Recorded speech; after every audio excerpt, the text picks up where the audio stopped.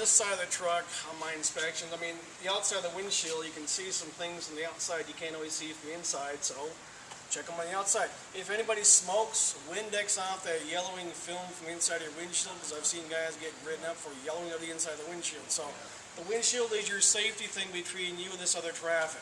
Don't have a bunch of troll dolls, don't have a bunch of signs there, because if that car is parked right there, you know, it's right on the side of your truck and you can't see because that sign's there, that's going to be, you know, push them off the side of the road because you got a sign there. So keep a clean dash, clean windshield, and that's your safety vision between you and this other traffic.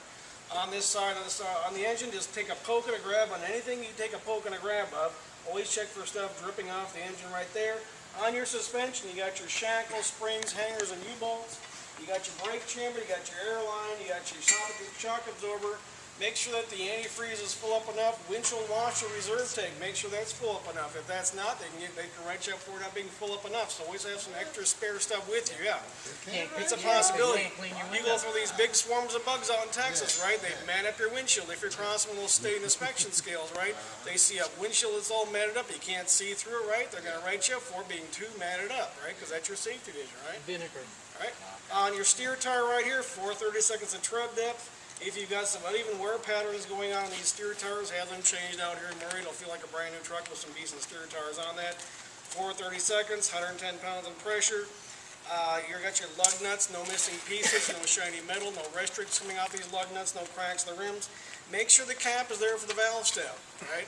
If it's on the truck, it needs to be on the truck. So I mean, if your valve stem cap is missing, get some rocks in there, it's going to deplete that air off the tire, then it's a safety issue, right?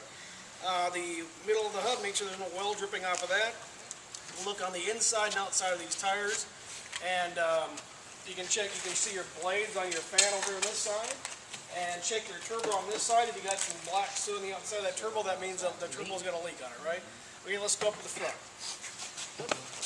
It's okay, I only walk on the bottom, you walk on the top. Okay, these hood mirrors. I use these a lot more than the side mirrors. Use all your mirrors, but with these mirrors right, you can take a real quick head glance this way, and that way you can see stuff coming up from the side of your truck. Open up these hoods. Make sure you open these things from the front. If you open them from the side, you're going to maybe bust the hinge, bust the fiberglass, and not the strongest thing. So open it from the front always, right? Come over on this side. Okay, so you can spot some stuff on this side of the windshield. You've got your power steering right here. You've got your dipstick right there. This is the fuel filter right there. If you get some gritty fuel off of some truck stop, you just slickly turn that down on the bottom. It'll drain out real quick, right? It'll drain some of that excessive gritty stuff you got off that fuel, and then so it's not going to clog up your fuel filter. Same process. Spring hangers, your bolts and shackles. You got your pitman arm and the drag link. If that cotter pin is not that castle on both ends, your truck is taking the direction off of the dish, and then you got rubber side up and shiny side down. Take a pull on your belt to make sure it's in really good shape. Make sure the tensioner goes back to where it's supposed to go back to. You got your gearbox. Make sure there's no oil dripping off of that. The DOT, when I got DOT, they would take a grab on that steering club, right, and give it a twist. And they're going to make sure that universal joint is nice and tight and that nothing extra moves with this other stuff down here, the tires and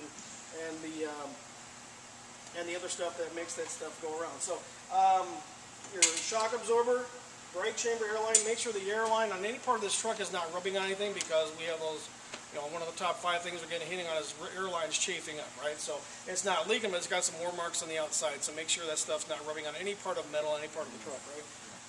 What's wrong with the steer tire here? Okay, definitely not enough tread, right? If you have tread channels that are side by side, both less than 4/32, that's an out of service right there. If you have just one of the 4, that's not good. They're going to write you up for it. It's not an out of service, but they're going to write you up for that one, right? So side by side is definitely out of service, right? Same process, lug nuts, no shiny metal, no rust streaks, cap for the valve stem, no cracks, no